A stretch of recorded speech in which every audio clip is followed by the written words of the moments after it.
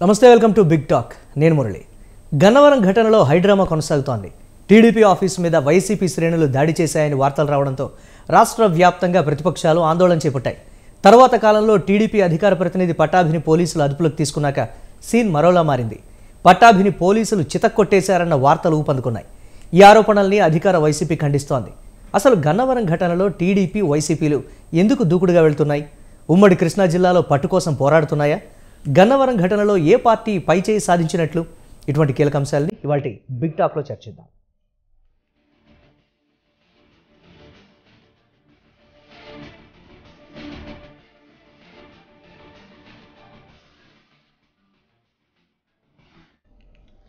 గన్నవరం ఘటనలో టీడీపీ అధికార ప్రతినిధి పట్టాభిని తీవ్రంగా కొట్టారన్న వార్తలు విస్తారంగా వ్యాపించాయి. ఇందుకు సంబంధించి కొన్ని పత్రికల్లో ప్రింట్ అయిన ఫోటోలు చర్చకు దారితీశాయి. కానీ ఇవన్నీ పాత ఫోటోలు అంటూ రెండో వర్గం ఆధారాల్ని బయటపెడుతోంది. దీంతో రెండు పక్షాల నుంచి మాటల తూటాలు పేలుతున్నాయి.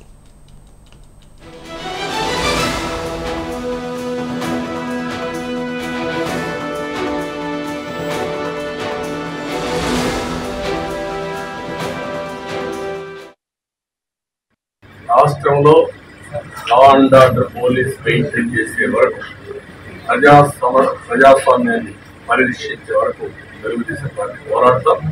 రేపటి నుంచి ప్రజల్లోకి తీసుకుపోవడానికి కూడా నేను డీటెయిల్డ్గా అవసరమైన ప్రెస్ రిలీజ్ ప్రజల్లో చైతన్యం తీసుకొచ్చి అల్టిమేట్గా ప్రజాస్వామ్యం గెలుస్తుంది.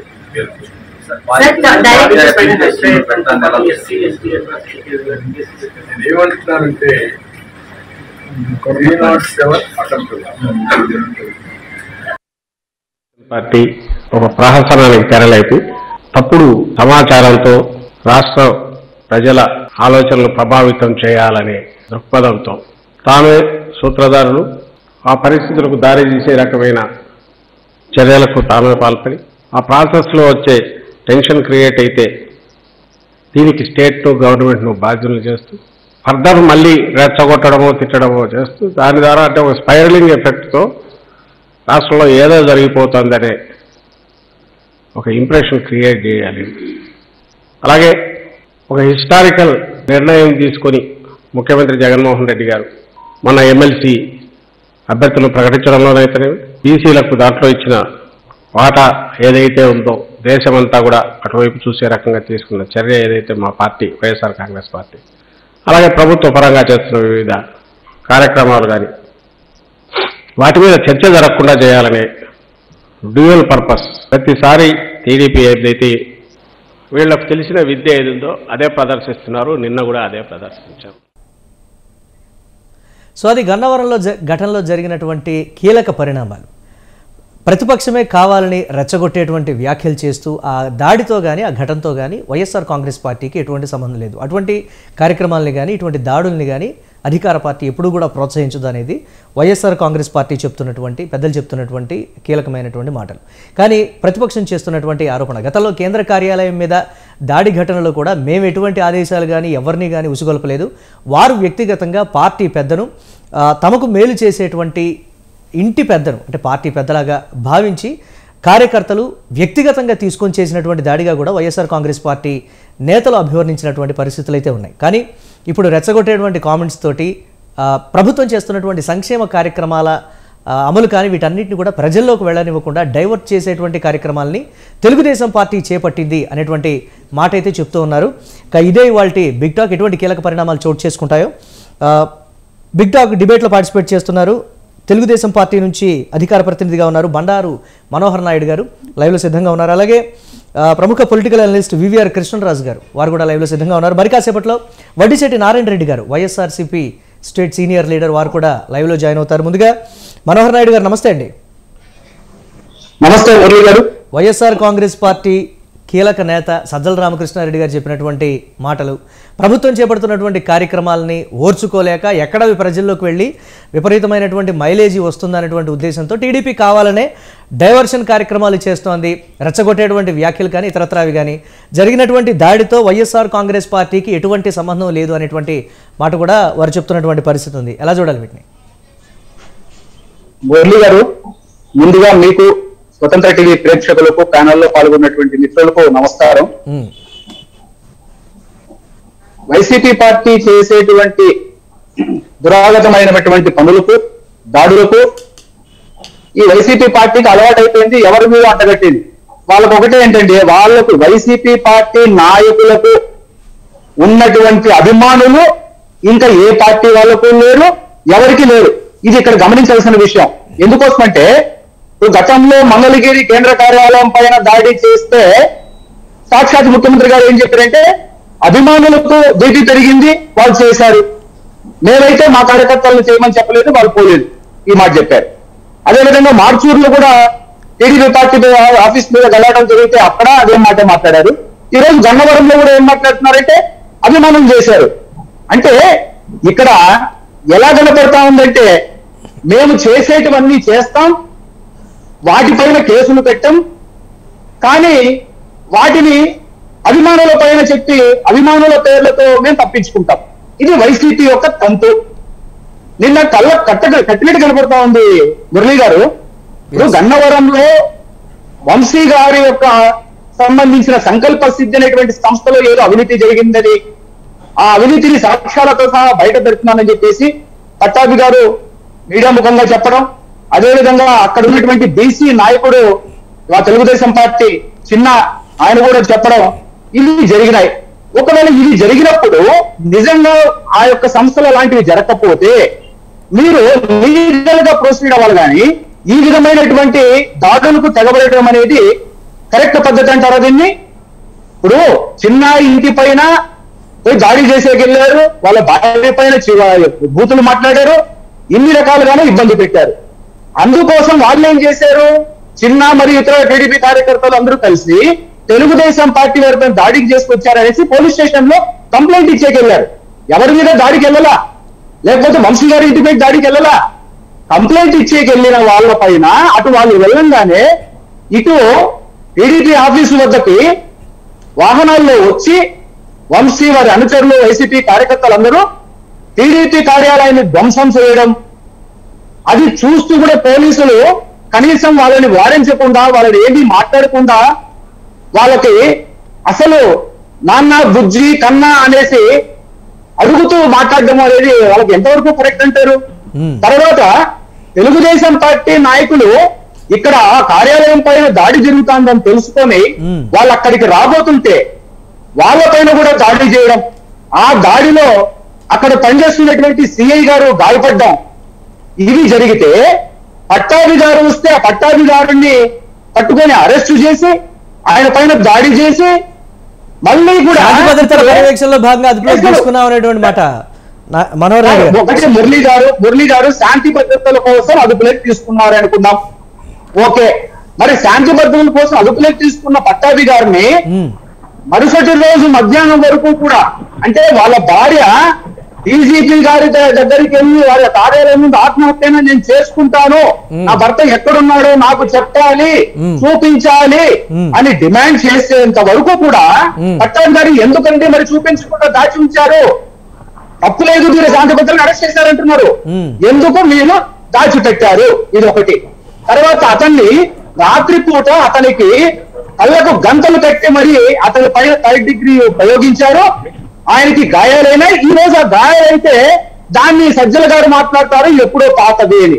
అంటే ఏమంటే నిన్న టీవీలో లైవ్ లోనే ఆ అన్ని ఛానల్లో ఆయన చేయి చూపిస్తున్నది, ఆయన మన పోలీసు వారి వాహనంలోంచి కిందికి వస్తూ ఆయనకు తగిన దెబ్బలను చూపిస్తూ వచ్చినది ఏమైనా అబద్ధాలంటారా?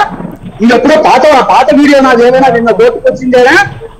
అయితే ఇక్కడ జరిగింది ఒకటి మురళి గారు, ఇక్కడ ఒకటి ఎంత అన్యాయం అంటే తెలుగుదేశం పార్టీ ఇళ్లపైన దాడి చేసి, కార్యాలయం పైన దాడి చేసి, వాళ్ళ వాహనాలను తగులు పెట్టి, వాళ్ళనే కొట్టి, ఇప్పుడు కేసులు పెట్టింది ఎవరిపైనండి?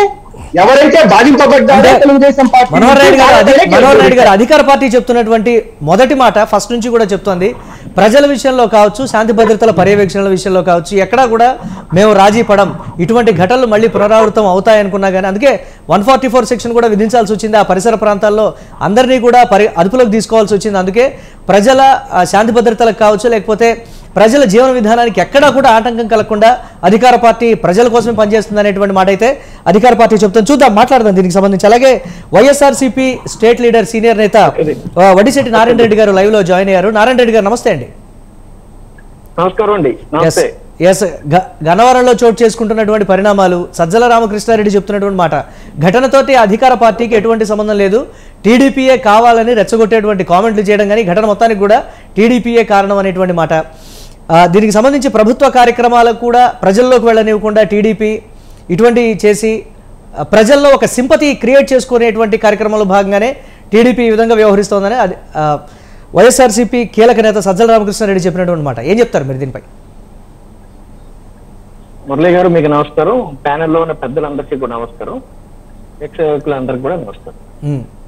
సరే, ఇప్పుడు ఈ గన్నవరం ఎపిసోడ్ కానీ పట్టాభి గారికి సంబంధించిన క్యారెక్టర్ కానీ పట్టాభిరామ్ గారికి సంబంధించిన వ్యవహార శైలి అంతా కూడా మీరు ప్రారంభం నుంచి చూసినట్లయితే ఈ గన్నవరమే కాదు, ఆయన యొక్క తెలుగుదేశం అధికార ప్రతినిధిగా ఆయన టీవీలు ముందు దగ్గరకు వచ్చిన దగ్గర నుంచి లగాయితూ ఈ రోజు వరకు ఆయన యొక్క వ్యక్తిత్వాన్ని, ఆయన యొక్క భాషను, ఆయన యొక్క బాడీ లాంగ్వేజ్ ని మీరు చూసినట్టయితే సభ్య సమాజం సిగ్గుపడేటట్లు చాలా ఘోరమైన పదజాలం ఉపయోగిస్తూ, పరుష పదజాలం ఉపయోగిస్తూ, ముఖ్యమంత్రి అని చూడడు,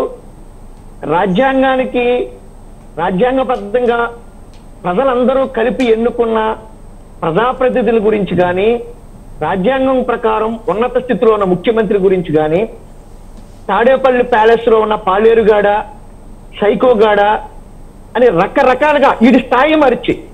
ఎందుకంటే మా గ్రామీణ ప్రాంతాల్లో ఒక సామెత ఉంటది, పంది బలిసినంత మాత్రాన నంది అవదు అని. పట్టాభి తెలుసుకోవాలి. పట్టాభి లాంటి వాడు జగన్మోహన్ రెడ్డి గారి గురించో మరి ఎవరి గురించో మాట్లాడకూడదు. వాడి స్థాయిలో వాడు మాట్లాడారు ఆయన.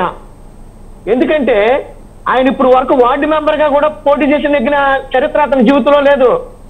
మరి అలాంటి వ్యక్తి రకరకాలుగా మాట్లాడి ఈ యొక్క వైఎస్ఆర్ కాంగ్రెస్ పార్టీ సానుభూతి పరులని రెచ్చగొట్టడం, అంతేకాకుండా తెలుగుదేశం పార్టీలో కూడా విజ్ఞత గల నాయకులు, మేధావులు, విద్యావంతులు కూడా ఆ పట్టాభి యొక్క మాటలని అసహించుకోవడమే కాకుండా పార్టీ ప్రతిష్టను కూడా దిగజారుస్తున్నారని కూడా పార్టీ యొక్క అంతర్గత సమావేశంలో అనేక సార్లు తెలుగుదేశం పార్టీ నేతలు కూడా వాపోవడం జరిగింది.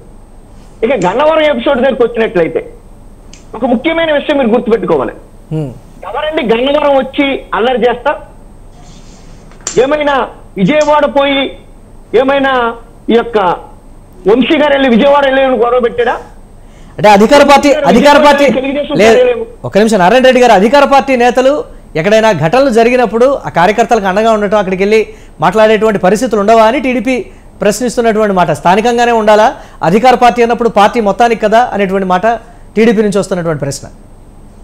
సార్, ఇప్పుడు రాజకీయాల్లో క్షణికావేశాలు ఉంటాయి, భావోద్వేగాలు ఉంటాయి, రాజకీయాల్లో అన్ని రకాల షేడ్స్ ఉంటాయి.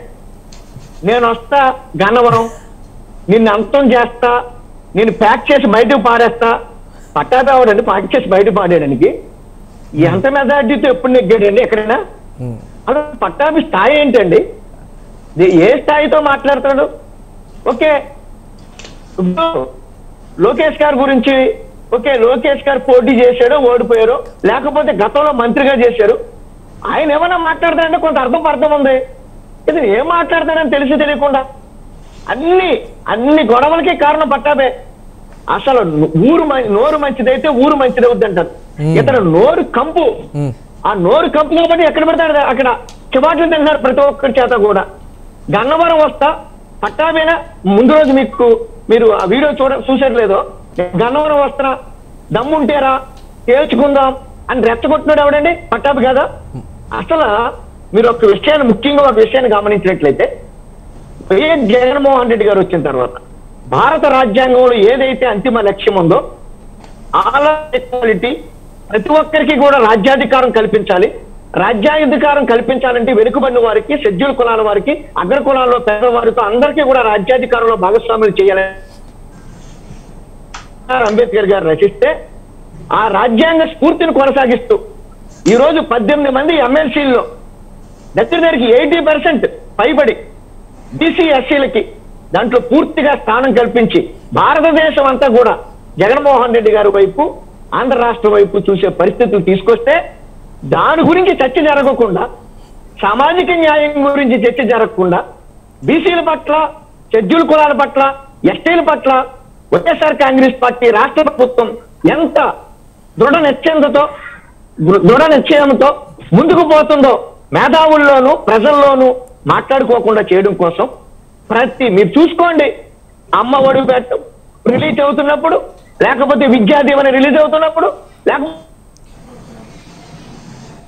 ఆ పథకం పెడుతున్న ప్రతి ముందు రోజు ఏదో ఒక ఇన్సిడెంట్ ఇలా చేసి దాన్ని డైవర్ట్ చేసి మీడియా యొక్క అటెన్షన్, ప్రజల యొక్క అటెన్షన్ ఒక పనికిమాల విషయం మీద తీసుకెళ్లడం కోసం ప్రయత్నిస్తున్నది తెలుగుదేశం పార్టీ కాదో మీరు ఒకసారి ఆలోచించండి. మీరు ఈ యొక్క వైఎస్ఆర్ కాంగ్రెస్ పార్టీ అధికారంలోకి వచ్చిన దగ్గర నుంచి మీరు ప్రతి పథకం లాంచ్ అవుతున్నప్పుడు ఆ పథకం ముందు 2 రోజుల ముందు మీరు అర్థం చేయండి, ఇదే కొనసాగుతూ ఉంటుంది. ప్రజల్లోకి పోయి ప్రజాసేవ చేయండి. మీరు ఏం చేయాలనుకున్నారో 2024 ఎన్నికల్లో మీరు అధికారంలోకి వస్తే ఏం చేద్దారనుకుంటున్నారో ప్రజలకు వివరించండి. ప్రజల యొక్క మన్నన పొందండి, ప్రజల యొక్క విశ్వాసాన్ని పొందండి. ఖచ్చితంగా మీరు మంచి చేస్తారని ప్రజలకి నమ్మకం కలిగితే మీకు ఓటేస్తారు. అంతే తప్ప అరే ఒరే జగన్ గాడ, సైకో గోడ, పిల్ల సైకో గోడ ఇలా రకరకాలుగా మాట్లాడి ఏదో రాజకీయ విమర్శలు అనేవి నారాయణ రెడ్డి గారు ఒక నిమిషం రాజకీయ విమర్శలు శృతి మించుతున్నటువంటి మాట అయితే వాస్తవం. రాజకీయ పరంగా మాట్లాడుకోవాల్సింది వ్యక్తిగతంగా డైవర్ట్ అయ్యి విపరీతమైనటువంటి అర్థాలు వచ్చే విధంగా కావచ్చు, లేకపోతే రాజకీయాల్లో ఇటువంటి పదాలు వాడొచ్చా అనేటువంటి ఒక కన్ఫర్మేషన్ కూడా ప్రజలు ఒక అవగాహనకు వస్తున్నటువంటి పరిస్థితి అయితే రాజకీయాల్లో ప్రస్తుత పరిణామాలు చోటు చేసుకున్నాయి. కానీ పార్టీ కార్యాలయాల మీద దాడులు కావచ్చు, ఇతరత్ర కావచ్చు, ఇవన్నీ ఎందుకు చోటు చేసుకుంటున్నాయి, ఈ విపరీత ధోరణి ఎందుకు పెరుగుతుంది అనేది ప్రధానంగా చోటు చేసుకుంటున్నటువంటి ప్రశ్న. మాట్లాడదాం నారాయణ రెడ్డి గారు. అలాగే ప్రముఖ పొలిటికల్ అనలిస్ట్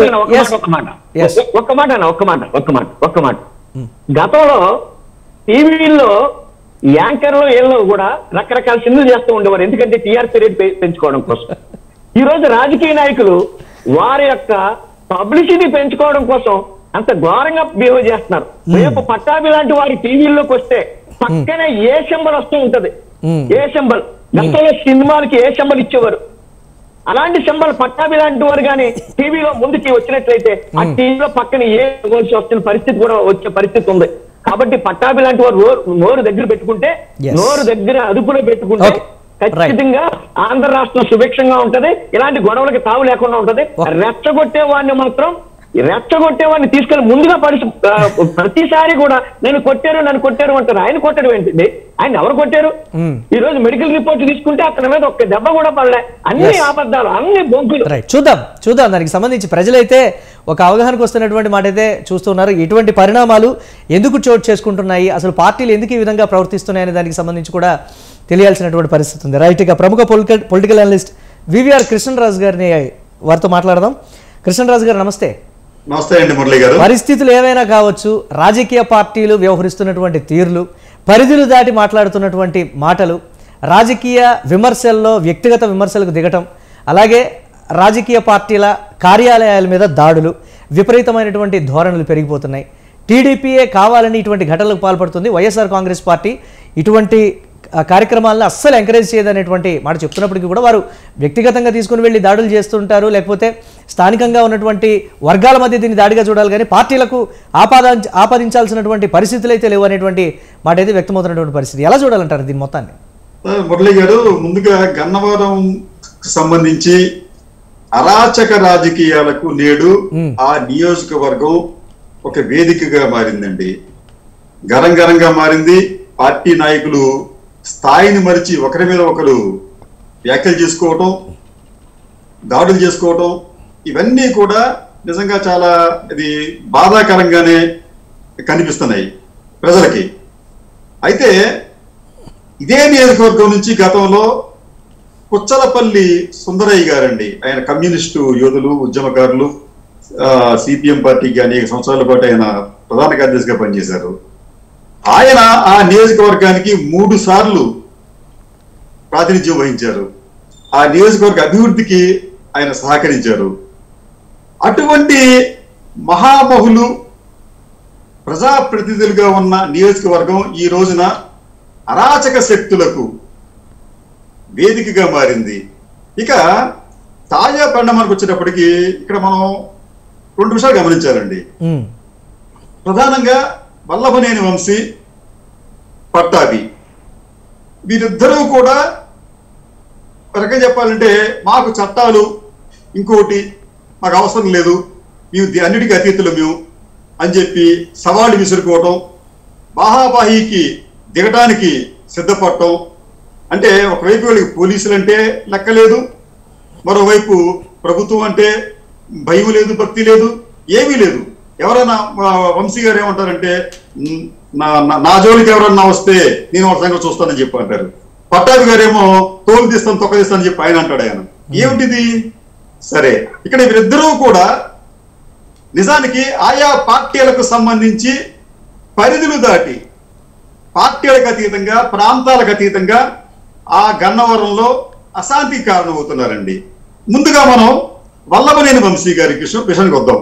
ఆయన ఏమంటున్నారంటే వచ్చే ఎన్నికల్లో నేను వైసీపీ తరఫున పోటీ చేస్తాను అని చెప్పి చెప్తున్నారు. అక్కడ వైసీపీలో ఒక సిస్టమ్ ఉండడం కనిపిస్తూ ఉంది. అక్కడ ఏంటంటే అక్కడ పోటీ చేసే వారిని అనౌన్స్ చేసేది ఎవరంటే పార్టీ అధినేత చేస్తారు అక్కడ. అది అలాగే నియోజకవర్గాలకు ఇన్ఛార్జీలు పెడతారండి. సాధారణంగా ఆ నియోజకవర్గ ఇన్ఛార్జీలనే తిరిగి మళ్ళీ ఎమ్మెల్యే టికెట్లు ఇచ్చే అవకాశం ఉంటుంది. అది ఆ వైసీపీలో ఆ సాంప్రదాయం అనేది జరుగుతూ ఉంది.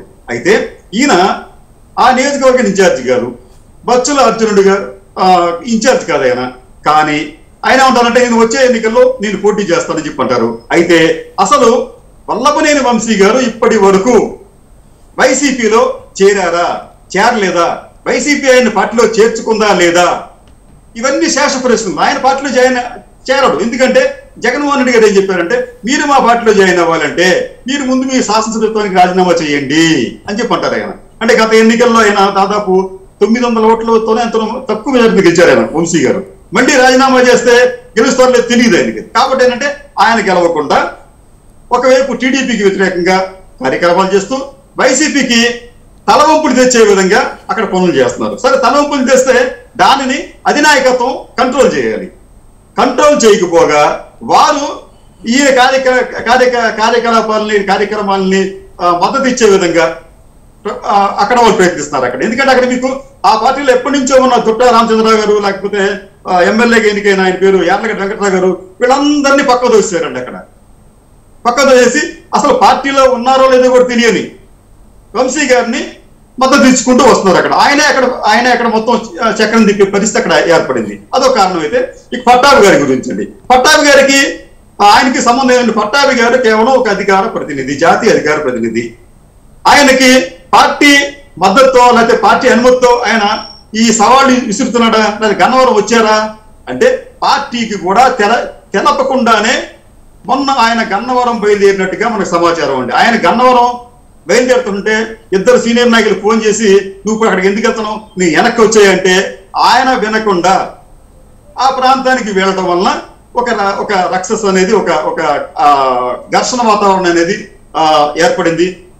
దానికి ముందే పార్టీకి సంబంధించిన కార్యాలయాన్ని తగలబెట్టారు. ఇవన్నీ ఏంటంటే ఈయనకి సంబంధం లేని వ్యవహారాన్ని భుజాన వేసుకొని అక్కడ దాన్ని ఏదో నేను హీరోగా ఎమర్చవాలని చెప్పి చేసే ఒక ప్రయత్నం అనేది పట్టాభి గారు చేశారు. దానికి కారణం ఏంటంటే గన్నవరం నియోజకవర్గంలో తెలుగుదేశం పార్టీ ఇన్ఛార్జిగా ఉన్న బచ్చుల అర్జునుడు గారు అస్వస్థతకు గురయ్యారు. ఆయన పరిస్థితి చాలా చాలా క్రిటికల్ గా ఉంది. అయితే ఈ మధ్య మనకి ఇన్సైడ్ సమాచారం ఏంటంటే పట్టాభి గారు నేను గన్నవరం నుంచి పోటీ చేయాలనుకుంటున్నానని చెప్పి తన అభిప్రాయాన్ని పార్టీలోని సీనియర్ నాయకుల దగ్గర వ్యక్తం చేస్తున్నారు. కాబట్టి ఏంటంటే ఆయన తన ఆధిపత్యాన్ని తన ప్రభావాన్ని గన్నవరంలో చూపించడం కోసం అని చెప్పి అక్కడికి వెళ్ళి అక్కడ ఏదో నేను హీరోని లేకపోతే ఇంకోటి అని చెప్పి చేసే విధంగా ప్రయత్నించడం. ఒకవైపు వల్లభనేని వంశీ గారు వైసీపీలో లేరు అధికారికంగా, ఒకవైపు పట్టాభి గారు అక్కడ ఇన్ఛార్జి కాదు, ఆయనకు సంబంధం లేదు. ఇద్దరు వచ్చి ఏదో మాట్లాడుకుంటారు. అయితే ఇద్దరు చేస్తున్న తప్పైనప్పటికీ కూడా పార్టీ అధినేతలు వీరిద్దరికీ కూడా అండగా ఉండటం విశేషం. ఈ రోజున సత్తల రామకృష్ణారెడ్డి గారు ఓ ప్రెస్ మీట్ పెట్టారనమాట. అసలు పోలీసుల్ని పోలీసులు ఈ నాయకుల్ని అరెస్ట్ చేసేసి ఊరంతా తిప్పి రాత్రులు 2-3 రోజుల పాటు తిప్పేసి ఎక్కడో చెప్పకుండా ఎక్కడ తర్వాత ఎక్కడో కోర్టులో హాజరుపరిచే సాంప్రదాయాన్ని ప్రారంభించింది తెలుగుదేశం పార్టీ అని చెప్పి అంటున్నారు. ఓకే, అదే సాంప్రదాయాన్ని ఇప్పుడు వైసీపీ కూడా కొనసాగిస్తుందా? నిజంగా సాంప్రదాయం చెడ్డది. ఎందుకంటే ఆ రోజున మీకు ఆ చెవిరెడ్డి భాస్కర్ రెడ్డి గారిని ఇంకో కొంతమందిని కూడా చాలా శాంతి భద్రతల పర్యవేక్షణలో భాగంగా అప్పుడప్పుడు ఇలాంటివి కామన్ గా చేయాల్సినటువంటి పనులు అనేది కూడా అంతర్గతంగా నేతలు చెప్తున్నటువంటి మాట. దానికి అంతర్గతం కదండి ఇక్కడ మీకు వైసీపీలో సజ్జల రామకృష్ణారెడ్డి గారు చాలా కీలకమైన వ్యక్తి. ఆయన చెప్తున్నారంటే ఈ సాంప్రదాయాన్ని ప్రారంభించింది తెలుగుదేశం పార్టీ అన్నారు. అంటే మంచిది కాదు అది అని చెప్పి ఆయన సూచనగా చెబుతూ ప్రారంభించింది మేము కొనసాగిస్తున్నాం అనే విధంగా ఆయన ఎట్లా చేయకూడదు కదా. అంటే ఏంటంటే తప్పులు అనేవి 2 వర్గాల వైపు నుంచి జరుగుతున్నాయి, దొందు అనే విధంగా వ్యవహరిస్తున్నారు. ఇక్కడ ఇంకో విషయం ఏంటంటే మీకు వైసీపీ టీడీపీకి వచ్చేటప్పటికి ప్రధానంగా ఒక పార్టీ 2 నాయకులండి. ఒక మీ కొడాలి నాని వంశీ గారు వైసీపీ నుంచి, టీడీపీకి వచ్చేటప్పటికి పట్టాభి, అలాగే మీకు ఇంకొక ఆయన పేరు మర్చిపోయినది ఇప్పుడు బుద్ధారం కన్నా, ఈ ఇద్దరు అన్నమాట, ఇటు నుంచి ఇద్దరు అటు నుంచి ఇద్దరు, వారు మాట్లాడే మాటలు చూస్తూ ఉంటుంటే ఎవరికైనా కానీ అది ఒక కంపనం పుట్టే విధంగా మాట్లాడతారు ఇద్దరు కూడా. అయితే ఇక్కడికి వస్తే మీరిద్దరు ఆ పార్టీ నుంచి ఇద్దరు ఈ పార్టీ ఇద్దరు కూడా ఒక ఎట్లాగంటే పెయిడ్ ఆర్టిస్ట్ అని మాట కూడా ఇంకా పెద్ద మాట అని చెప్పానండి. అట్లాగా వాళ్ళు వ్యవహరిస్తూ పార్టీ విధేయులు అనకూడదంటారా? పార్టీ విధేయులు కాదండి, పార్టీకి విధేయులు చెప్పేది ఏంటంటే మీకు పార్టీ విధేయతకు వచ్చేప్పటికి బుద్ధా వెంకన్న గారు గతంలో పార్టీకి వ్యతిరేకంగా మాట్లాడారు. ఆయన పార్టీ మన కేసీఆర్ నాని గారి వ్యతిరేకంగా చెప్పారు. పార్టీ విధేయత ఉంది అక్కడ. అది అంతర్గతంగా పార్టీలో ఉన్నటువంటి పరిణామాలకు సంబంధించి స్పందించినటువంటి అంతర్గతంగా మీ ఇంట్లో ఏమైనా చేసుకోండి, అభ్యంతరం లేదు. కానీ ఓపెన్ గా రివోల్ట్ చేశారు అక్కడ. సరే, మీకు కొడాలి నాని గారు వంశీ గారు వీరిద్దరికి వచ్చేప్పటికి వీరిద్దరు కూడా కమిట్మెంట్ ఉన్న నాయకులు అండి. వీరిద్దరు కూడా కమిట్మెంట్ ఉన్న నాయకులు. ఎట్లా కమిట్మెంట్ అంటే చంద్రబాబు నాయుడు గారు ఉన్నప్పుడు అంటే టీడీపీలో ఉన్నప్పుడు వారిద్దరు కూడా బాబు గారి ఆదేశాల మేరకు జగన్ గారిని బండబూతులు తిట్టారు ఇద్దరు కూడా. ఇప్పుడు ఏం చేస్తున్నారు, వారిద్దరు వైసీపీలోకి వచ్చి నా జగన్ గారి ఆశీస్సులతో ఇప్పుడు చంద్రబాబు నాయుడు గారు తిడుతున్నారు అక్కడ. అంటే వారికి ఉన్న కమిట్మెంట్ ఎంత గొప్పతో చూడండి. ఇక్కడ కమిట్మెంట్ లేనిది ఎవరికంటే ఆయా అగ్రనాయకత్వానికి. వారికి నిజంగా కమిట్మెంట్ ఉంటే, శుద్ధమైన రాజకీయాలు చేయాలనుకుంటే, సుపరిపాలన అందించాలనుకుంటే ఇటువంటి వ్యక్తుల్ని శక్తుల్ని వారు ఖచ్చితంగా దూరంగా ఉంచేవారు. కాబట్టి వీరందరూ కూడా ఇటువంటి కలుషిత వాతావరణం, రాజకీయ కలుషిత వాతావరణానికి వీరందరూ కూడా బాధ్యత అవుతున్నారు. మురళి గారు రైట్ మనోహర్ నాయుడు గారు, నిజంగా ఇటువంటి పరిణామాలు కావచ్చు, ఇతరత్ర కావచ్చు, కృష్ణా జిల్లా సెంట్రిక్గా జరుగుతున్నటువంటి పరిణామాలను గమనిస్తే మాత్రం పార్టీ గత ఎన్నికల్లో వచ్చిన రిజల్ట్స్ మేరకు బలహీనమైపోయింది. పార్టీ పటిష్టత కోసమే ఇలాంటి చర్యలకు పాల్పడుతోంది, అందుకోసమే పట్టు కోసం టీడీపీ ఆరాటపడుతోంది, ఇలాంటి పోరాటాలు చేస్తుందని అధికార పార్టీ చేస్తున్నటువంటి విమర్శలు, దీనిపై ఏం చెప్తారు? మురళి గారు, అసలు వైసీపీ పార్టీ ప్రభుత్వంలోకి వచ్చిన తర్వాత రాష్ట్రంలో రాజకీయ పరిస్థితులు, అంతకు మునుపు రాజకీయ పరిస్థితుల్లో ఒకసారి బాగా మనం పరిశీలించినట్లయితే అక్కడ తేటతెల్లం అయిపోతా ఉంది. గతంలో ఇలాంటి యొక్క రాజకీయ చేష్టలు ఒక ముఖ్యమంత్రి స్థాయిలో ఉన్నటువంటి జగన్మోహన్ రెడ్డి గారు తన ప్రభుత్వంలో చేస్తున్నటువంటి అరాచకాలు అనేటివి ఎప్పుడు కూడా వాళ్ళ నాన్నగారు రాజశేఖర రెడ్డి గారు ముఖ్యమంత్రిగా ఉన్నప్పుడు కూడా అలాంటివి జరగలేదు. మరి ఇప్పుడు ఈ 4 సంవత్సరాలుగా రాష్ట్రంలో రాజకీయ యొక్క ముఖ చిత్రమే మారిపోయింది. ఈరోజు ఎప్పుడు కూడా ప్రతిపక్షాన్ని నాన్న బండబూతు తిట్టడం కానీ, లేదా ప్రతిపక్ష నాయకుల పైన దాడులు చేయడం కానీ, లేదా వాళ్ళ పైన ఏదైనా గొంతెత్తి ఇది అన్యాయం, ఇది చేస్తున్నది మంచిది కాదు, ప్రభుత్వం ఏ విధంగా మోసం చేస్తా ఉండనో, లేదా ప్రజలకు ఏం జరుగుతా ఉంది, ప్రభుత్వం చేస్తా ఉండేదేమి, రాష్ట్రానికి జరిగే నష్టాలేమి అని ఒకవేళ ప్రజలకు ఎవరైనా గొంతెత్తి చెప్తే వారిపైన కేసులు పెట్టడం, వారిని ఏదో ఒక విధంగా వారి యొక్క గొంతుకును అడ్డుకోవడం, ఇది వైసీపీకి అనినిత్యం ఇది 4 సంవత్సరాలుగా వాళ్ళకు ఒకటి పని అయిపోయింది. ఈరోజు ఒకటండి, తెలుగుదేశం పార్టీకి పెరుగుతున్న ఆదరణను చూస్తే వైసీపీ పార్టీ ఈ రోజు ఈ దాడులు పూనుకుంటా ఉంది. నిజంగా చెప్పాలంటే ప్రజల్లో వాళ్ళ గ్రాఫ్ ఏంటో ఖచ్చితంగా జగన్మోహన్ రెడ్డి గారికి తెలుసు. వాళ్ళ పరిస్థితి చాలా అగమ్యగోచరంగా తయారవుతా ఉంది. ఎక్కడ చూసినా ప్రజల్లో వ్యతిరేకత పెరిగిపోతా ఉంది. వీళ్ళు ఇస్తున్న సంక్షేమ పథకాలు కూడా ఎక్కడ ఎవరికి సరిగా అందలేదు కాబట్టి ప్రజలందరూ కూడా ఈ రోజు వ్యతిరేకతతో ఉన్నారన్న విషయం వాళ్ళకి తెలుసు. కాబట్టి ఇంకా ఎక్కువగా ప్రతిపక్షం పైన ఉక్కుపాదం మోపాలనే ప్రయత్నాన్ని చేస్తున్నారు. అందులో భాగంగానే ఇప్పుడు ఈ సంఘటనల్లో కూడా ఈ గన్నవరం సంఘటన ఒకటండి. ఓకే, వాళ్ళు చెప్పిందని చెప్పుకుందాం, లా అండ్ ఆర్డర్ సమస్యలు లేకపోతే మేము తెలుగుదేశం వాళ్ళే క్రియేట్ చేస్తా ఉన్నారు అన్నారు, బాగానే ఉంది. మరి తెలుగుదేశం పార్టీ నుంచి పట్టాభి గారిని ఇతరత్ర 11 మంది పైన కేసులు పెట్టి ఈ రోజు మీరు రిమాండ్ సబ్ జైలుకు పంపించారు కదా. మరి దాడికి కారణమైనటువంటి ఒకవేళ మా వైసీపీ వాళ్ళు కాదు అని అంటున్నారు మీరు. కానీ వంశీ గారి అనుచరులే అనుకుందాం, ఒక్కరిపైనైనా మీరు కేసు పెట్టారా? ఒక్కరిపైనైనా మీరు చర్యలు తీసుకున్నారా? అంటే అక్కడ తగలబడిపోలేదా కార్యాలయం, వాహనాలు, అక్కడ దాడులు జరగలేదా? ఇంకొక హాస్యాస్పదమైన విషయం, ఇక్కడ కేసు పెట్టింది ఎవరంటే సిఐ కన్నారావు గారు. సిఐ కన్నారావు గారు తనని హత్య చేయడానికి వచ్చారు అని కేసు పెట్టారు. ఇది నిజంగా ఎంత విచిత్రమైన పని అంటే, పైగా ఆయన ఎఫ్ఐఆర్ లో కనపరిచింది క్లియర్ గా క్రిస్టియన్ అని కనపరిచారు. మళ్ళీ ఎస్సీ కేసులు పెట్టారు. ఇది మరి ఎక్కడ విదూరమో ఇది వైసీపీ పార్టీ వాళ్ళకే చెల్లుతుంది. అంటే ఆ ఎస్సీ అట్రాసిటీ కేసుని ఎట్లా కావాలంటే ఎట్లా వాడుకుంటున్నారు. నిజంగా చెప్పాలంటే ఈ యొక్క ఎస్సీలను చెడ్డపేరు తీసుకొస్తున్నారు. దీనివల్ల ఏమవుతుందంటే ప్రజల్లో ఎస్సీల పైన ఒక భావన ఏర్పడుతుంది. ఏంటి వీళ్ళ కోసం ఏర్పడిన ఈ కేసుల వల్లే కదా ఇప్పుడు ఇన్ని సమస్యలు, మాట్లాడితే ఎస్సీ కేసు అంటారు, దీంతో ఇబ్బంది పెట్టిస్తారు అనేది ఒకటి ప్రజల్లో కూడా ఏర్పడతా ఉంది. ఈ రోజు మేము అడుగుతున్నాం తెలుగుదేశం పార్టీ నుంచి ఖచ్చితంగా, మీరు నిజాయితీ పరులైతే, మీ ప్రభుత్వం నిజాయితీగా వ్యవహరిస్తా ఉంది అని అంటే మీరు ఎందుకు అక్కడ ఎమ్మెల్యే అయినటువంటి వంశీ గారి అనుచరుల పైన ఒక్కరి పైన కూడా కేసు ఎందుకు పెట్టలేదు? దెబ్బతిన్న తెలుగుదేశం పార్టీ వాళ్ళపైనే కేసులు పెట్టి ఈ రోజు ఎందుకు మీరు జైలుకు పంపించారు? ఇది సమాధానం చెప్పమనండి. చెప్తారేమో వాళ్ళు, చెప్పలేరు. ఎందుకనంటే వాళ్ళు పూర్తిగా ఏంటంటే వాళ్ళ ప్లాను రాబోయే ఎన్నికలకు ఇప్పటి నుంచినే ప్రతి నియోజకవర్గంలో ముఖ్యమైనటువంటి వాళ్ళ పైన కేసులు పెడుతూ వారి పైన వీలైతే రౌడీ షీట్లు కూడా ఓపెన్ చేస్తే రేపు ఎలక్షన్లు జరగడానికి సజావుగా వీళ్ళెవరూ ముందుకు రారు.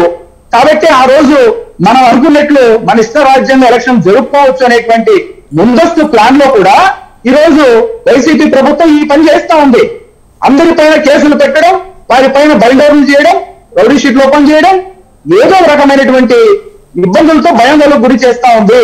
ఇది ఖచ్చితంగా జరుగుతున్న విషయం. అయితే ఎన్ని జరిగినా ఏం చేసినా ఖచ్చితంగా ప్రజలు చూస్తూనే ఉన్నారు. అంటే రెచ్చగొట్టేటువంటి ఒక్క నిమిషం మనోహర్ రెడ్డి గారు, వైసీపీ చెప్తుంది ఏంటి అంటే రెచ్చగొట్టేటువంటి వ్యాఖ్యలు ఎందుకు చేయాల్సి వస్తుంది? అటువంటి వ్యాఖ్యలు చేయబట్టే కదా ఇటువంటి ఘటనలు జరిగేది. పార్టీ అధినాయకత్వం కావచ్చు, లేకపోతే అధికార ప్రతినిధి హోదాలో ఉన్నటువంటి వ్యక్తులు మాట్లాడేటువంటి మాటలు పార్టీ తీరుని ప్రొజెక్ట్ చేసేటువంటి విధంగా ఉంటాయి. ఎందుకు సంయమనం పాటించి రాజకీయ పరంగా మాట్లాడకుండా వ్యక్తిగతంగా కావచ్చు, దుందుడుకు కావచ్చు, లేకపోతే ఏ సర్టిఫికేట్ వైఎస్ఆర్సీపీ చెప్తున్నట్లుగా ఏ సింబల్ వేసే విధంగా ఎందుకు మాట్లాడాల్సి వస్తుంది? అవతల వారు మాట్లాడారంటే పక్కన పెడదాం, ఎందుకు ప్రతిపక్షం కూడా ఆ విధంగా మాట్లాడాల్సి వస్తుంది అనేది అనలిస్టులు కావచ్చు, నార్మల్ పర్సన్స్ కావచ్చు మాట్లాడుతున్నటువంటి మాట. దానికి సంబంధించి ఏం చెప్తుంది పార్టీ? మురళి గారు, ఇప్పుడు ఒక విషయం చెప్తానండి. మహాత్మా గాంధీ గారు ఒక చెంప పైన కొడితే ఇంకొక చెంప చూపించండి అని ఆయన సత్యాగ్రహంలో పిలుపుగా ఇచ్చారు. ఆ కాలం కాదు కదా మురళి గారు. 3.5 సంవత్సరాలుగా తెలుగుదేశం పార్టీ ఎంత ఓపికతో ఉందో, 3.5 సంవత్సరాలుగా కూడా వైసీపీ మంత్రులు గాని వీళ్ళందరూ తెలుగుదేశం పార్టీ నాయకులు చంద్రబాబు నాయుడు గారిని సాక్షాత్తు అమ్మనా బూతులు తిట్టలేదా? ఎన్ని మాట్లాడలేదు, ఎన్ని బూతులు చెప్పలేదు. మరి వీళ్ళు నేర్పించినటువంటి విద్య కదండి. అంటే ఒకటి మొత్తం కూడా ఎన్ని జరుగుతున్నా ఘటనలు జరిగినప్పుడు కావచ్చు, లేకపోతే అధికార పార్టీ నేతలు అటువంటి కామెంట్స్ చేసినప్పుడు కావచ్చు, ప్రజల్లో మార్పు వస్తుంది, మాకు గతం కంటే ఇప్పటికీ ఆదరణ పెరిగింది అనేటువంటి మాట ప్రతిపక్షం చెప్తూనే ఉంది కదా. ఆదరణ పెరుగుతున్నప్పుడు ఎందుకు అటువంటి కామెంట్స్ తోటి తిరిగి కౌంటర్ అటాక్ చేయాల్సినటువంటి పరిస్థితి ఉంది మాటలతోటి?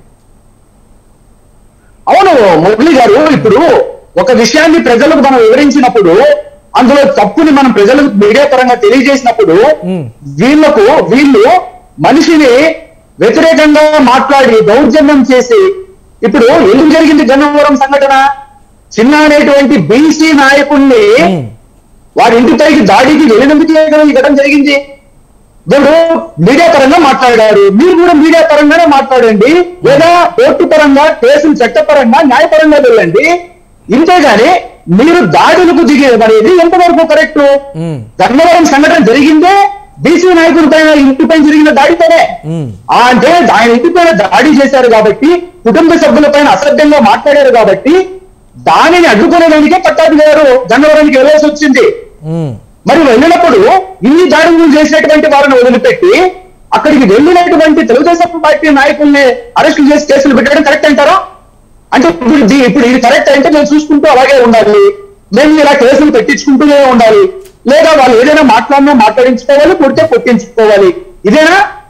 ఎక్కడండి న్యాయం ఇది? ఎప్పటి వరకు అంటే ఒక పిల్లిని, ఒక మురళి గారు ఒక పిల్లిని కూడా ఇంట్లో వేసి చితగబాడితే పిల్లి కూడా పులవుతుందన్నారు పెద్దలు. మరి ఎన్ని రోజులు చూస్తారు ఎవరైనా కానీ? ప్రతి ఒక్కరికి కూడా అదే భావన ఉంటుంది. వాళ్ళు కూడా కారం తినేవాళ్ళు. రాజకీయ పరంగా నాయుడు గారు, రాజకీయ పరంగా ఎప్పుడైతే సరే పార్టీ ఒక స్టాండ్ తీసుకుని ఆ విధానంగా వెళుతున్నప్పుడు ఉన్నటువంటి సడన్గా ఆ పార్టీలో ఉన్నటువంటి కొంతమంది నేతల మాటలు కావచ్చు, లేకపోతే వ్యవహార శైలి కావచ్చు, సడన్గా దూకుడుగా దుందుడుగా ఉంటే అసలు పార్టీ మొత్తం మీద ఒక ఒపీనియన్ చేంజ్ అయ్యేటువంటి పరిస్థితులు ఉంటాయి కదా అనేది సామాన్య జనం మీద నుంచి వస్తున్నటువంటి మాట. అధికార పార్టీ నేతల్ని ఒకసారి మీరు అడిగినటువంటి దానికి సమాధానం అడుగుదాం. నారాయణ రెడ్డి గారు. ఎస్ నారాయణ రెడ్డి గారు, అది ఎస్ ప్రతిపక్షం చెప్తున్నటువంటి మాట, గదిలో పడేసి కొడితే పిల్లి కూడా తిరగబడుతుంది, వారు ఏం చేసినా మేము చూస్తూ కూర్చోవాలా, మేము పాటించినంత కాలం సంయమనం పాటించాం, వారు ఈ విధమైనటువంటి చర్యలకు పాల్పడుతున్నప్పటికీ కూడా ఇంకా చేతులు ముడుచుకొని కూర్చోవాలా అనేది ప్రతిపక్షం చెప్తున్నటువంటి పరిస్థితి. అధికార పార్టీ వీటికి ఆజ్యం పోసింది కాబట్టి ఘటనకు కూడా బాధ్యత వహించాలి, ప్రజల్లో ఖచ్చితంగా కూడా దీనికి వారు వచ్చే ఎన్నికలకు సంబంధించి అన్ని కూడా రుచి చూస్తారనేటువంటి మాట టీడీపీ చెప్తోంది. ఏం చెప్తారు? ఒకటి, గంగవరంలో గొడవకు వచ్చింది పట్టాభి అండుకో, లేకపోతే విజయవాడ వంశీ వెళ్ళాడండి. ఎవరు గొడవ పెట్టుకున్నాడు? పబ్లిసిటీ పిచ్చి ఎవరికి ఎక్కువ? పట్టాభికే పబ్లిసిటీ పిచ్చి. పట్టాభి పబ్లిసిటీ పిచ్చే ఈరోజు గన్నవరం ఎపిసోడ్కి కారణం.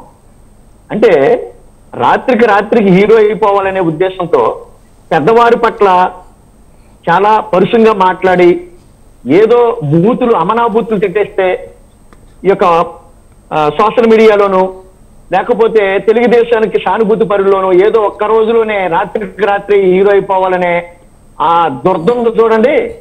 ఆ దురదే ఈ రోజుని ఈ యొక్క గన్నవరం ఎపిసోడ్కి కారణం. కాబట్టి వైఎస్ఆర్ కాంగ్రెస్ పార్టీకి ప్రజల్లో ఆదరణ ఉందో లేదో మీరు గత కొంతకాలంగా వస్తున్న సర్వేలు మీకు రుజువులు చేస్తూ ఉంటాయి. అన్నిటికంటే ముఖ్యంగా వారి యొక్క యువనేత, తెలుగుదేశం పార్టీ జాతీయ నాయకుడు లోకేష్ గారి దగ్గరికి వెళ్ళినట్లయితే ఆయన యువగలం పాదయాత్ర చేస్తున్నప్పుడు ఆ పాదయాత్రకి జనాదరణ ఎంత బలంగా ఉందో మనం సోషల్ మీడియాలోనూ చూస్తున్నాం, టీవీలోనూ చూస్తున్నాం. ఎందుకంటే ఆయన పాదయాత్ర చేస్తున్నప్పుడు ఆ జనాల యొక్క ఆ జనసందోహాన్ని చూసినప్పుడే తెలుగుదేశం పార్టీ ఏ స్థాయిలో ప్రజల్లో ఉందో, అధికారానికి వస్తుందో రాదో ఆటోమేటిక్ గా మనకు అర్థమైపోతూ ఉంది. రెండోది, చాలా చోట్ల ఈ రోజు కూడా తెలుగుదేశం పార్టీకి నియోజకవర్గాలు ఇన్ఛార్జీలు లేరు, ఇన్ఛార్జీలుగా ఉండడానికి కూడా ఎవరు ముందుకు రావట్లేదు. అలాంటి తెలుగుదేశం పార్టీ గురించి వైఎస్ఆర్ కాంగ్రెస్ పార్టీ భయపడడం, వైఎస్ఆర్ కాంగ్రెస్ పార్టీ గొడవలు సృష్టించడం, వైఎస్ఆర్ కాంగ్రెస్ పార్టీకి ఏం కారణం అండి ఇది? వైఎస్ఆర్ కాంగ్రెస్ పార్టీ అధినాయకుడైన జగన్మోహన్ రెడ్డి గారు నిరంతరం ప్రజలకు ఏం చేయాలి? ఎవరైతే స్వాతంత్రం వచ్చిన దగ్గర నుంచి అభివృద్ధి ఫలాలకి, సంక్షేమ ఫలాలకి దూరంగా ఉండిపోయారో వారి జీవితాల్లో అప్లిప్మెంట్ తీసుకో. ఎస్ నారాయణ రెడ్డి గారు. ఎస్ నారాయణ రెడ్డి గారు. ఎస్ నారాయణ రెడ్డి గారు, ఒకసారి సిగ్నల్ చెక్ చేసుకోండి, వాయిస్ సరిగా రావట్లేదు. కృష్ణరాజు గారు, ఇరు పార్టీలు అధికార పక్షం ప్రతిపక్షం ఎక్కడా కూడా తగ్గేది లేదన్నట్టుగా బిహేవ్ చేస్తోంది. వారు ఆజ్యం పోశారు, మేము కూడా అదే విధంగా ప్రవర్తించాల్సి వస్తుంది. చేతులు ముడుచుకొని కూర్చుంటే ప్రజల్లో ఇంకో విధంగా భావన వెళ్ళేటువంటి పరిస్థితులు ఉంటాయి. ఎందుకు మా మీద జరుగుతున్నటువంటి దాడుల్ని మేము ఉపేక్షించాల్సినటువంటి పరిస్థితులు ఎందుకు అనేటువంటి మాట చెప్తున్నటువంటి పరిస్థితి. మొత్తం మీద అయితే పొలిటికల్ బెనిఫిట్ ఎవరికి అనేది ఒక క్వశ్చన్ మార్క్. ఏం చెప్తారు మీరు? ఇక్కడ పొలిటికల్ బెనిఫిట్ పొలిటికల్ పార్టీస్ ఉంటే లాస్ ఎవరికి అంటే టోటల్ సొసైటీకి అండి. సొసైటీ అనేది ఇటువంటి అధమ స్థాయి రాజకీయాలు, రాజకీయ పార్టీల కార్యకలాపాలు చూస్తూ ఉంటుంటే మనకి భవిష్యత్తులో సుపరిపాలన అనేది కనుచూపు మేరలో కూడా కనిపించడం లేదండి. ఎందుకంటే ఈ రోజున తెలుగుదేశం, వైసీపీ ఈ రెండు పార్టీలు కూడా ప్రైవేట్ లిమిటెడ్ పార్టీలు అండి. ఇద్దరు కూడా ఒక వ్యక్తుల మీద ఆధారపడిన పార్టీలు. ఒకవైపు చంద్రబాబు నాయుడు గారు, ఒకవైపు జగన్మోహన్ రెడ్డి గారు. వీరే దేనికైనా కానీ నిర్ణయ శక్తిగా ఉంటారు. వారి నిర్ణయమే శిరోధార్యంగా ఉంటుంది. రెండో అంశం ఏంటంటే ఈ రెండు కూడా వందలాది కోట్ల రూపాయలతో ముడిపడిన వ్యవహారాలతో కూడిన పార్టీలు. ఎందుకంటే గత ఎన్నికల్లో దాదాపు తెలుగుదేశం పార్టీ అలాగే వైసీపీ ఈ రెండు పార్టీలు కూడా దాదాపు 6,000 కోట్ల రూపాయలు ఖర్చు పెట్టినాయి అని చెప్పి ఏడీఆర్ అనే సంస్థ ఉజ్జాయింపుగా చెప్పిందండి. ఎందుకంటే ఈ రోజున ఒక్కొక్క పార్టీ ఎన్నికల్లో పోటీ చేయాలనుకుంటే ఒక అసెంబ్లీకి కనీసం 20 నుంచి 30 కోట్ల రూపాయలు ఖర్చు పెట్టాలి. ఆ పరిస్థితి ఉంది.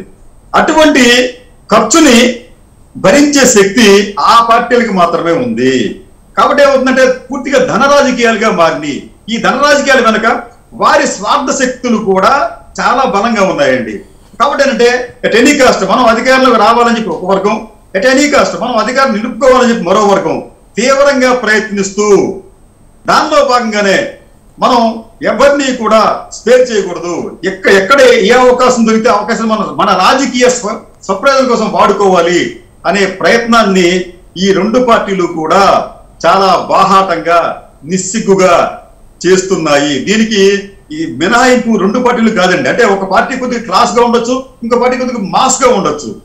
అయితే వీటిని అదుపు ఏంటి కింద స్థాయి నాయకులు చేసే అరాచకాలను అయితే అడ్డగోలు ప్రకటనల్ని అదుపు చేయాల్సిన నాయకులు కూడా కిమ్మనకుండా వారు కూడా ఈ చోద్యం చూస్తున్నారు. అంటే వారి ఆశీస్సులతోనే ఇటువంటి కార్యక్రమాలని జరుగుతున్నాయి. ఇప్పుడు చంద్రబాబు నాయుడు గారు ఆయన చెప్పొచ్చు ఇది మన పట్టాభి గారికి, నువ్వు ఎందుకెళ్ళావే నీ సంతటి పేరు నుంచి పట్లాకి పోషణికైన మాట కర్తలు వాడినప్పుడు చంద్రబాబు నాయుడు గారు దాన్ని ఖండించకపోగా దాన్ని సమర్థించే విధంగా మాట్లాడారు. అట్లాగే జగన్మోహన్ రెడ్డి గారు ఈ కొడాలని లేకపోతే వంశీ గారు చేసే వ్యాఖ్యలకు కానీ లేకపోతే ఇతర అంశాలకు కానీ ఆయన కూడా ఎక్కడో దాన్ని వ్యతిరేకిస్తూ ఎటువంటి ప్రకటన చేయలేదు. ఆ పార్టీ సీనియర్ నాయకులు కూడా చేయలేదు. అంటే మీరేంటంటే ఒక వైపు ఏంటంటే ఇటువంటి నాయకులను ప్రోత్సహిస్తూ, అంటే మనం మెర్సనరీస్ అన్నమాట, ఇటువంటి నాయకులు ప్రోత్సహిస్తూ, మరోవైపు ఏంటంటే ఈ ధన రాజకీయాలు చేస్తూ ఎక్కడా కూడా ఎటువంటి అవకాశం వచ్చినప్పటికీ కూడా దాన్ని మన స్వార్థం కోసం వాడుకుందాం అని చెప్పి ఒక ప్రయత్నం చేస్తున్నారండి. అయితే ఇక్కడ ఏమవుతుందంటే భవిష్యత్తులో మీకు కనుచూపు మేరలో కాకపోవచ్చు కానీ సమీప కాకపోవచ్చు కానీ మీకు పెట్టబోరు పిల్లి తెచ్చిందని చెప్పి అన్నట్టుగా ఈ రెండు పార్టీలు కూడా ఇటువంటి రాజకీయాలు చేస్తూ ఉంటే భవిష్యత్తులో అంటే ఇప్పటికే ప్రజల్లో అనుకుంటారు, ప్రజలు మాకు అనుకూలంగా ఉన్నారని చెప్పి రెండు కోట్లు అనుకోవచ్చు, తప్పేం కాదండి అది. కానీ ఇదే రకమైన రాజకీయాలు కొనసాగిస్తూ ఉంటే మీకు ఇంత చెప్పినట్టు పెట్టబోరు పిల్లి తీసినట్టు ఏదో మూడో శక్తి ఏదో వచ్చే అవకాశం ఉండొచ్చు. దానికి వారు ఆదరించే అవకాశం ఉంటుంది. కాబట్టి ఆ మూడో శక్తిగా వీరు ఆస్కారం కలిగించకుండా ఉండాలంటే ఈ రెండు పార్టీల అధినేతలు తమను తాము సంస్కరించుకోవాలి. అంతే తప్ప నేను ఎంత చూస్తాను అని చెప్పకూడదు. ఇప్పటికే ఎంటర్ అయ్యారనేటువంటి కృష్ణరాజు గారు, సరే మంచి పాయింట్ మీరు లేవనెత్తారు. ఇప్పటికే ఎంటర్ అయింది అనేటువంటి మాట వాస్తవం కాదంటారా? ఇప్పటికే ఎంటర్ అయ్యారు మధ్యవర్తిగా అనేటువంటి మాట వాస్తవం కాదంటారు? ఇక్కడ ఏమవుతుందండి, ఇక్కడ ఈ రెండు పార్టీల ధన ప్రభావం అనేది చాలా ఇంపాక్ట్ చాలా ఉంటుందండి. వీరేంటంటే వీరికున్న శక్తులు అంటే క్యాడర్ కావచ్చు, లేకపోతే డబ్బు కావచ్చు, లేకపోతే ఇతరతర ప్రచార యంత్రాంగం అంటే మీడియా, సోషల్ మీడియా కావచ్చు, మెయిన్ స్ట్రీమ్ మీడియా కావచ్చు, ఈ రెండు ఇవన్నీ కూడా వీరికి ఇబ్బడిగా ఉన్నాయి. కాబట్టి థర్డ్ పార్టీ వచ్చినప్పుడు వీరిద్దరూ కూడా వారిని ఏకమయ్యి వారిని విమర్శించే అవకాశం ఉంటుంది. ఫర్ ఎగ్జాంపుల్ మీకు చెప్తానండి, మీకు జనసేన పార్టీ ఉంది. జనసేన పార్టీలో కొంత అస్థిరత్వం ఉంది. ఆయన అభిప్రాయాల్లో ఇంకా క్లారిటీ రావట్లేదు. ఆయన నేను 3 రాష్ట్రాలు చెప్తున్నాను, నేను ఒంటరిగా పోటీ చేస్తాను, టీడీపీతో కలిసి పోటీ చేస్తాను, ఇంకోటి చెప్పి చెప్తా ఉన్నాడు ఆయన. ఇంకోసారి ఏమంటాడంటే నేను ఒంటరిగా వెళ్ళి నేను యుద్ధం చేయాలని చెప్పి అంటాడు. అంటే ఆయన స్పష్టత తగ్గింది. కానీ ఆయనలో స్పష్టత పెరిగితే వచ్చే ప్రమాదం ఏంటో కూడా వీళ్ళకి తెలుసు అండి అక్కడ. అందుకే ఏంటంటే ఒకవైపు జగన్మోహన్ రెడ్డి గారు ఏమంటారంటే ఆయన్ని దత్తపుత్రుడు అని చెప్పారు, పేరు పెట్టకుండా. టీడీపీ వాళ్ళని టీడీపీ వైపు వారిని లాక్కోవాలని చెప్పి ప్రయత్నం చేస్తూ ఉంటుంటే ఈ మధ్యన మళ్ళీ మీకు ఆంధ్రప్రదేశ్ లో కథనం వచ్చిందండి. అదేంటంటే బీఆర్ఎస్ ని ఎంటర్ చేయించారు అక్కడ. బీఆర్ఎస్ ని ఎంటర్ చేయించి కేసీఆర్ ఎంటర్ చేయించి కేసీఆర్ గారు ఈయనకి 1000 కోట్ల రూపాయలు ఇస్తామని చెప్పి అన్నారు అని చెప్పి. అంటే ఈ ఆంధ్రప్రదేశ్ లో మూడో శక్తిని ప్రభావితం చేయడానికి ఆంధ్రప్రదేశ్ లో 2 పార్టీలు కాకుండా తెలంగాణ పార్టీ కూడా ఈ రోజు రంగప్రవేశం చేసింది. అంటే వీరందరూ కూడా చాలా గూరుపుడు అని మరో జాతీయ పార్టీ వ్యూహాలను వీరు చాలా సమర్థవంతంగా అమలు చేస్తూ సైకలాజికల్ గా ఇతరత్రా కూడా మూడో శక్తిని ఎదగకుండా చేస్తున్నారు. అలాగే వీరు కూడా ఒక పార్టీ ఇంకో పార్టీని ఎదగకుండా ఒక పార్టీ ఇంకో పార్టీని బదనాం చేయడానికి వాళ్ళు తీవ్రంగా ప్రయత్నిస్తారు. మురళీ గారు రైట్.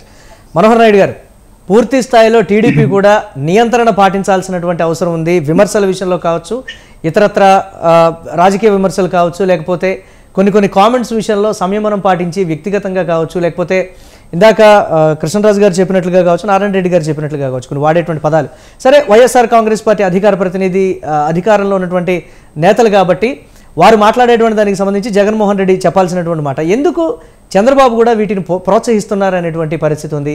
గత ఎన్నికల్లో తగిలినటువంటి దెబ్బ నుంచి ఇప్పుడిప్పుడే కోలుకుంటున్నటువంటి తెలుగుదేశం పార్టీకి ఇవి మరింత శరాఘాతంగా మారేటువంటి పరిస్థితులు ఉంటాయిగా. ఎందుకు అటువంటి రెచ్చగొట్టేటువంటి కామెంట్స్ని కంటిన్యూ చేస్తూ ఉన్నారు, తిరిగి అడ్డు చెప్పకుండా ఆపకుండా ఎందుకు ఎంకరేజ్ చేస్తున్నారు అనేటువంటి క్వశ్చన్. మురళి గారు, నిజంగానే తెలుగుదేశం పార్టీ మా చంద్రబాబు గారి యొక్క మనస్తత్వం ఏంటో, ఆయన యొక్క సిస్టమ్ ఏంటో ప్రజలందరికీ కూడా తెలుసు. ఆయన ఎప్పుడు కూడా వివాదాల జోలికి పోయేవాడు కాదు, లేదా ఇంకొకరిని వివాదాల్లోకి లాగేటువంటి వ్యక్తిత్వం కూడా కాదు.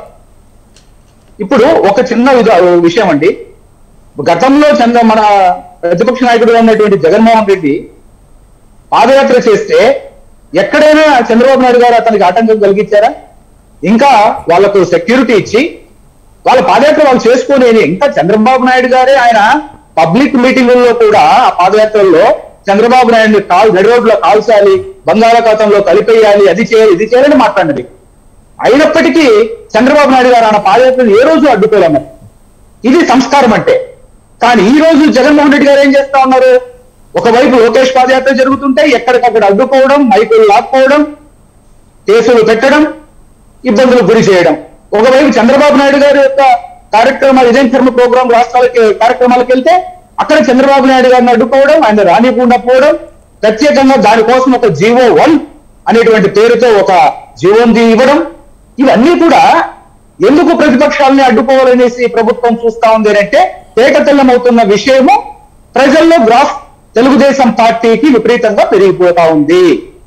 రాబోయే కాలంలో ఖచ్చితంగా తెలుగుదేశం పార్టీ బయట ప్రజలు ఉన్నారు అని. అయితే మీరు అడిగిన క్వశ్చన్కి ఏంటంటే చంద్రబాబు నాయుడు గారు వారించవచ్చు కదా ఇలాంటి వివాదాస్పద వ్యాఖ్యలు అన్నప్పుడు, ఒక్కటండి, చంద్రబాబు నాయుడు గారి యొక్క మనస్తత్వం అందరికీ ఉంటుందని లేదు. ఇప్పుడు జగన్మోహన్ రెడ్డి గారు ఎప్పుడు ముఖ్యమంత్రి అయిన తర్వాత ఇలాంటి మాటలు ఎప్పుడు మాట్లాడాల, కానీ మాట్లాడించాడు. మాట్లాడుతున్నా వాళ్ళని ఎవరిని అడ్డుకోలే. కానీ చంద్రబాబు నాయుడు చాలా వరకు 3.5 సంవత్సరాల వరకు కూడా అడ్డుకుంటూనే వచ్చాడు, ఎప్పుడు ఎవరిని మాట్లాడినవల. కానీ ఈ రోజు మాట్లాడుతున్నారు కొంతమంది అంటే అది ఇక కడుపు మండి ఎన్ని రోజులని మనం ఇలా అనేటువంటి ఒక ఆలోచనతో కొంతమంది మాట్లాడుతున్నారు. అక్కడికి చంద్రబాబు నాయుడు గారు కంట్రోల్ చేస్తూనే ఉన్నారు. ఎప్పుడు కూడా నోరు జారేటువంటి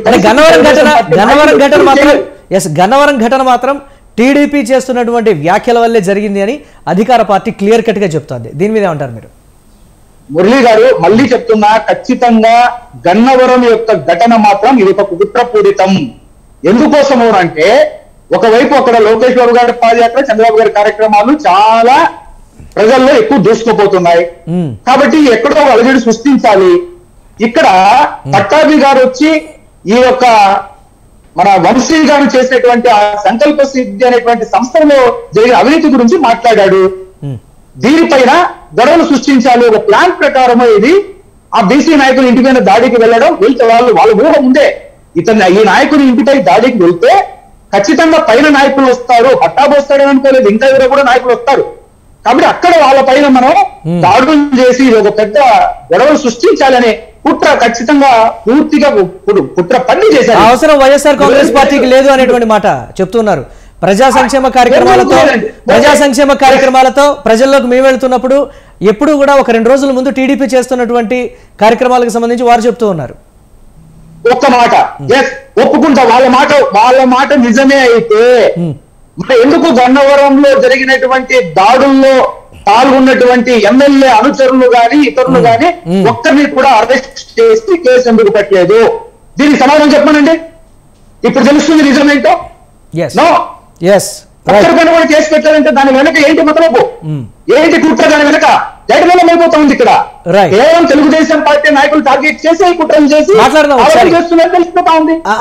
అదే విషయం నారాయణ రెడ్డి గారిని అడిగి తెలుసుకుందాం. నారాయణ రెడ్డి గారు, ఎందుకు దాడి చేసినటువంటి వారిపై కేసులు నమోదు చేయలేదు? టీడీపీ నేతల్ని ఎందుకు అదుపులోకి తీసుకున్నారు? ఒక రోజంతా కూడా కనిపించకుండా ఎందుకు దాచిపెట్టాల్సినటువంటి పరిస్థితులు వచ్చాయి? 3rd డిగ్రీ ఎందుకు ప్రయోగించాల్సి వచ్చింది అనేది టీడీపీ చెప్తున్నటువంటి పరిస్థితి ఏం చెప్తారు?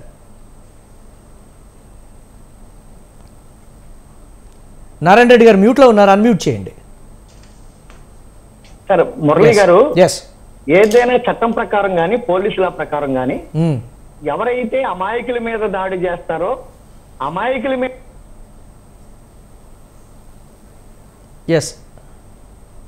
మళ్ళీ మ్యూట్లోకి వెళ్ళారు, అన్మ్యూట్ చేయండి.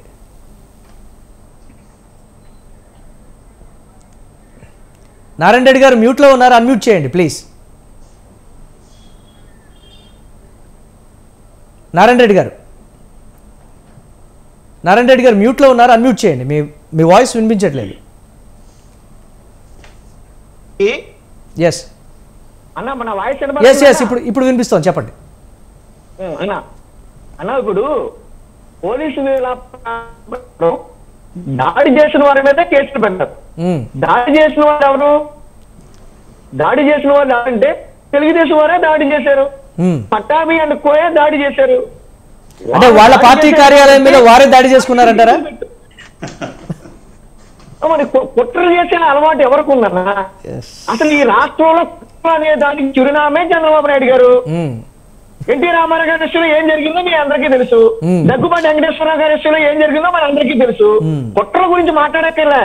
ఇందాక మనోహర్ నాయుడు అన్నా అవి అంతర్గతంగా పార్టీలలో అంతర్గతంగా ఏ పార్టీలోనైనా ఉండేటువంటి దానికి సంబంధించి ఈ ఘటనలో ఎందుకు ఒక పార్టీ కార్యాలయం మీద దాడులు జరుగుతున్నాయని దానికి సంబంధించి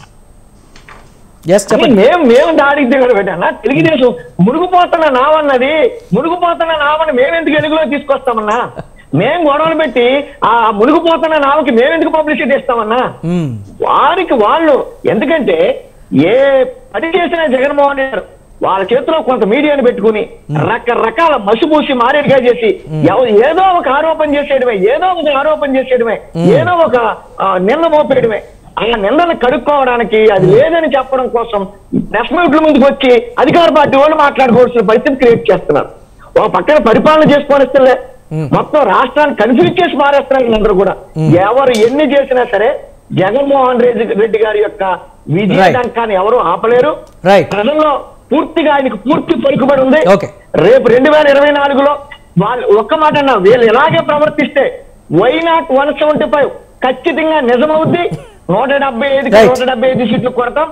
2024 నుంచి ఒకప్పుడు తెలుగుదేశం పార్టీ ఉండేదట అనుకునే స్థితికి తెలుగుదేశం పార్టీ కూడా నేను అటువంటి కాన్ఫిడెన్స్ అధికార పార్టీ కావచ్చు ప్రతిపక్షం కావచ్చు ఉండాల్సినటువంటి పరిస్థితులు ఉంటాయి. ఆ విధంగా ఉంటే మాత్రమే ఇప్పుడు వచ్చిన దానికన్నా ఎక్కువగా సీట్లు సాధించేటువంటి పరిస్థితులు ఉంటాయని జగన్మోహన్ రెడ్డి గారు కూడా చెప్పినటువంటి పరిస్థితి ఉంది. రైట్ కృష్ణరాజు గారు, ఫైనల్గా అది 2 పార్టీల వెర్షన్. ఒకరు చేసినటువంటి దానికి సంబంధించే మేము ప్రతిగా చేస్తున్నాం తప్ప ఎక్కడిగా కూడా మేము స్వయంగా చేస్తున్నటువంటి పరిస్థితులు లేవు అనేటువంటి మాట ఫైనల్గా కంక్లూడ్ చేయండి.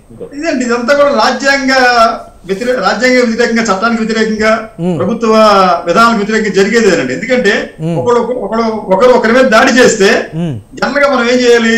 దానికి సంబంధించి పోలీస్ స్టేషన్ కంప్లైంట్ ఇచ్చుకోవాలి. పోలీస్ స్టేషన్ కంప్లైంట్ ఇవ్వకుండా నువ్వు నామే చేసే నేను చేస్తున్నానని చెప్పి అంటాం అనేది భావ్యం కాదు. అలాగే గన్నవరంలో తెలుగుదేశం పార్టీ కార్యాలయం దగ్ధం చేసిన వారి మీద కూడా వారు ఎవరైనప్పటికీ కూడా ఇది ఈవెన్ టీడీపీ నాయకులే ఆ పని చేసి ఉన్నప్పటికీ వారి మీద కేసు నమోదు చేయాలి. ఎందుకంటే అది ఒక దహనం కేసు. అది దాని మీద ఒక కేసు కూడా మరి ఇప్పటిదాకా ఎందుకు నమోదు చేయలేదు? కాబట్టి ఏంటంటే ఇట్లాగా ఈ రాజకీయాల కోసం రాజకీయాలు చేయటం, అధికారం కోసం రాజకీయాలు చేయటం, ప్రజల మభ్యపెట్ట కోసం రాజకీయాలు చేయటం, ప్రచారం కోసం రాజకీయాలు చేయటం అనేది అంత భావ్యం కాదు.